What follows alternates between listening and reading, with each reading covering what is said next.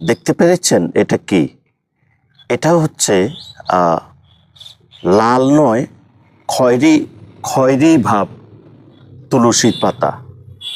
এটাকে আমরা নানাভাবে অবহেলায় রেখে দেই, অথচ এটা যে একটি মহা ঔষধ এটা আমরা ভুলে গিয়েছি।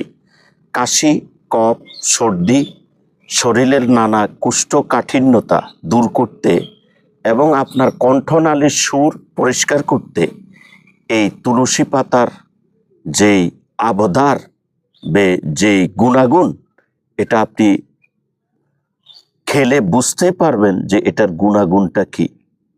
গরম পানি দিয়ে কিছু মশলা দিয়ে আপনি একটু এই গ্রিন এই পাতার তুলসী পাতার চা খেয়ে দেখুন, ইনশাআল্লাহ আপনার শরীরের ক্লান্তি এবং কফ, কোষ্ঠকাঠিন্য, শরীরের ব্যথা বেদনা আল্লাহ কমিয়ে দিবেন। আপনার বাড়িতে অবশ্যই এই তুলসী পাতা রাখবেন। এই তুলসী পাতাই হোক আমাদের কণ্ঠস্বর, কফনালী এবং অ্যালার্জি সহ নানাবিধ চিকিৎসা। আসসালামু আলাইকুম রহমতুল্লাহ। আবারও কোনো ভিডিওতে ভয়েস অফ লাইফ বিডি পক্ষ থেকে আপনাদের সামনে আমরা উপস্থিত হব। কি সুন্দর, মাশাআল্লাহ।